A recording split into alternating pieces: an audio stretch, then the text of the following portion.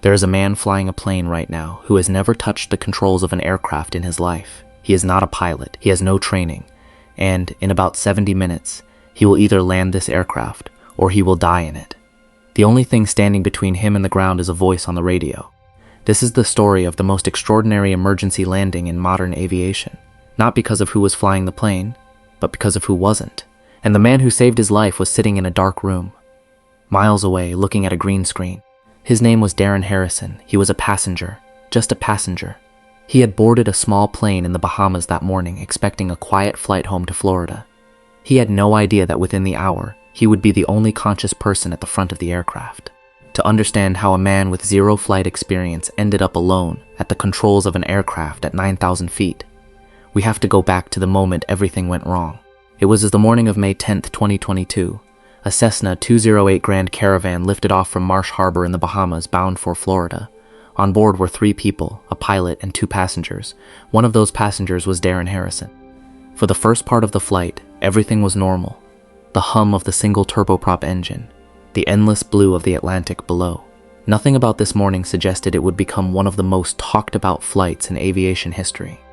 The pilot was an experienced aviator, the kind of man who had made this crossing many times. There was no storm, no mechanical warning, no reason to believe this flight would be any different from the hundreds he had flown before. But somewhere over the water, as Florida came into view on the horizon, the pilot went quiet. Not the kind of quiet that means concentration, the kind of quiet that means something is deeply, terribly wrong.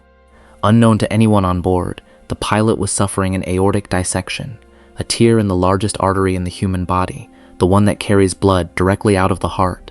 It is one of the deadliest medical emergencies known to medicine, and it was happening at 9,000 feet. From the back of the plane, Darren noticed the aircraft begin to descend, then bank, then dive. He moved forward. He saw the pilot slumped, unresponsive, and in that moment, Darren Harrison understood something no passenger should ever have to understand. He was now the only person who could fly this plane. He grabbed the controls. The plane was descending fast, heading down toward the ocean. He pulled back. He had no idea what he was doing. He only knew that if he did nothing, everyone on this plane was going to die. Somehow he leveled it. Somehow he stopped the dive, but now he faced an even more impossible problem. He was thousands of feet in the air, in a machine he did not understand. With no way to get down, he needed help, and he had no idea how to ask for it. He found the radio, he pressed a button, and he spoke the words that would set everything in motion. "I've got a serious situation here. My pilot has gone incoherent. I have no idea how to fly the airplane." Those words crackled across the frequency near Fort Pierce, Florida, and the controllers who heard them froze, because in all their years of training, this was the one call no one is ever truly ready for. The call was picked up by air traffic control. On the other end, controllers immediately understood the gravity. A non-pilot at the controls, alone. They had to act, and they had to act perfectly. There would be no second chance. At Palm Beach International Airport, a controller named Robert Morgan was on his break. He was an air traffic controller with years of experience, but more importantly, he was also a certified flight instructor. He knew how to fly, and he knew how to teach someone else to fly. Morgan was pulled from his break. The situation was explained in seconds. Somewhere out over Florida, a man who had never flown was holding an aircraft in the sky by sheer will, and it was now Robert Morgan's job to bring him home. Morgan had a problem of his own. He had flown Cessnas before, but never this exact model. The Cessna 208 Caravan has a different cockpit layout than the small trainers he knew. So while he prepared to talk Darren down, someone printed out a cockpit diagram of the Caravan and laid it in front of him. He would be teaching a man to fly a plane he himself had to look up. The first job was the most important. Keep him calm. A panicking pilot makes fatal mistakes. So Morgan's voice came across the radio, steady and warm, as if this were the most ordinary thing in the world. "Try to hold the wings level and see if you can start descending for me." But there was a second, hidden problem. The controllers didn't know exactly where the plane was at first. Darren couldn't read the instruments well enough to tell them, so they had to find him, a small aircraft in a huge sky, and guide him without him even knowing precisely where he was. Morgan needed Darren to do something terrifying, to trust him completely, to take his hands, which wanted nothing more than to freeze, and move the controls of the aircraft, based only on a stranger's voice. Push here, pull there, turn now, every instruction a matter of life and death. And here is the part that almost no one talks about. While Robert Morgan was the calm voice on the radio, he was not alone. Behind him, an entire team of controllers was working in silence, clearing the airspace, moving other planes out of the way, Coordinating with emergency crews on the ground, one man spoke, but many saved this flight. Other aircraft in the area were rerouted. The skies around Darren's plane were cleared, creating an invisible bubble of safety around an aircraft being flown by a man who didn't know how to fly. Air traffic across the region bent itself around this one small Cessna. Down on the ground at Palm Beach, fire trucks and ambulances began to line the runway. Everyone understood the odds. A first-time pilot attempting to land a turboprop aircraft. The most likely outcome was not a happy one. They prepared for the worst while hoping for something close to a miracle. In the cockpit, Darren was fighting two battles at once. The battle to control the aircraft, and the battle to control his own fear. Beside him, the pilot was still slumped, unconscious. A constant reminder of what was at stake, of what would happen if he failed. Morgan kept talking, calm, steady. Never letting the fear in his own chest reach his voice, he guided the plane turn by turn toward Palm Beach International. He had decided this man was going to land at an airport he could see on a runway long enough to forgive mistakes. As the plane approached the coastline, Darren got his first glimpse of the airport in the distance. A thin strip of runway, so far away, so impossibly small, the place he would either land safely or not at all. Morgan walked him through the approach, how to reduce power, how to begin descending, how to line up with the runway. Each instruction simple, each instruction critical, a flight lesson compressed into minutes, with no room for error, conducted entirely over a radio. And then came the hardest part of all, the landing itself. Because flying a plane in the open sky is one thing.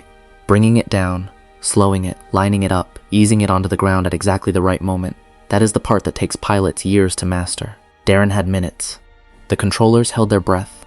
The emergency crews held their breath. Robert Morgan, his voice still steady, prepared to guide a man he had never met through the most dangerous 60 seconds of both their lives. The aircraft came down toward the runway. Too high at first, Morgan adjusted. Bring it down. Easy, easy. The Cessna descended through the final hundreds of feet. A man with no training at its controls, a city watching, a runway waiting. And then, the wheels touched the ground. The aircraft was down, bouncing slightly, rolling out along the runway. Darren Harrison, a passenger with zero flight experience, had just landed a turboprop aircraft. The radio crackled. A controller's voice, unable to fully hide his amazement, came through with words that would later be replayed around the world. The plane was down. Everyone was alive. The impossible had just happened. On the runway, the aircraft rolled to a stop. Emergency crews rushed forward. The pilot, the man who had collapsed at 9,000 feet, was alive and was rushed to the hospital. And Darren Harrison stepped out of the cockpit of an aircraft he never should have been able to land. From the first emergency call to the wheels touching the ground, the entire ordeal had lasted around 76 minutes. 76 minutes of a passenger holding a plane in the sky. 76 minutes of a controller's voice refusing to break.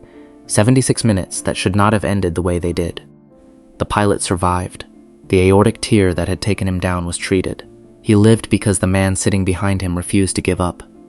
And because a controller on his brake became the most important flight instructor in the world for 76 minutes. Robert Morgan would later say something remarkable about that day. He said he knew the plane was flying like any other plane. He just had to keep the man calm, point him to the runway, and tell him how to reduce power so he could come down and land. He made it sound simple. It was not simple. What Robert Morgan did that day required something rarer than skill. It required the ability to stay completely calm while holding another man's life in his hands. And to make that man believe he could do the impossible. Weeks later, the air traffic controllers who handled the emergency were honored for their actions. Not just Robert Morgan, but the whole team. The supervisor who organized the response. The controllers who cleared the airspace. The manager who coordinated it all. Because saving this flight was never the work of one man. One of them said something that captures the entire profession. He said, "There is no manual for what happened that day. If there was, it would mirror the actions of everyone who was on duty. They didn't follow a checklist. They wrote one in real time with a man's life on the line." Think about what this really means. Every single day, in dark rooms you will never see, there are people watching over you. When you fly, you place your life in the hands of strangers. Not just the pilots, but the voices on the radio you never hear and never thank. They are the invisible guardians of the sky. And on May 10th, 2022, one of them proved that even when everything goes wrong, even when the worst happens at 9,000 feet, a calm voice and a steady mind can pull off something the world calls a miracle. Darren Harrison became, overnight, one of the most famous passengers in the history of flight. The man who landed a plane he could not fly, but he was always quick to point to the voice on the other end of the radio. He knew the truth, he held the controls, but Robert Morgan flew the plane. The recording of that emergency still circulates today. People listen to it, and they hear the fear in a passenger's voice slowly give way to focus. They hear a controller's calm never waver, and they hear, in real time, what courage actually sounds like. It does not sound like shouting, it does not sound like panic, it sounds like a steady voice saying, "Try to hold the wings level and start descending for me." The sound of one human being refusing to let another one fall. Now, you might think a story like this is a once-in-a-lifetime event, and in its details, it is. But the truth is, air traffic controllers talk people through emergencies far more often than you would ever imagine. Most of these stories never make the news. There are recorded cases of controllers guiding pilots whose engines have failed, talking them through emergency glides to safe landings. Cases of controllers coordinating mid-air refueling to save a military jet running out of fuel. Cases of controllers staying on the line with terrified pilots lost in cloud, talking them down inch by inch. In every one of these stories, the pattern is the same. A calm voice, a steady mind, a refusal to give up on someone they have never met and will likely never see. This is not a job. It is a kind of quiet guardianship that most of us never think about. The next time you are on a plane, and you hear nothing but the hum of the engines, remember this. Somewhere below you, in a room you cannot see, someone is watching your aircraft as a small green dot among hundreds. And if anything ever goes wrong, that person is ready to become the most important voice you will ever hear. We celebrate pilots, we celebrate the machines, but the people on the ground, the ones who never leave the building, who never feel the lift of takeoff, they are just as much a part of every safe flight as anyone in the cockpit. Robert Morgan went back to work after that day, so did his colleagues. The next shift came, the next planes appeared on the radar, the world moved on, mostly unaware of how close it had come to a very different headline. But Darren Harrison will never forget. The pilot whose life was saved will never forget, and now, neither will you. Because some stories deserve to be remembered. Not for the disaster they nearly were, but for the humanity that prevented them. The aircraft that day was flown by a passenger, but it was landed by a partnership.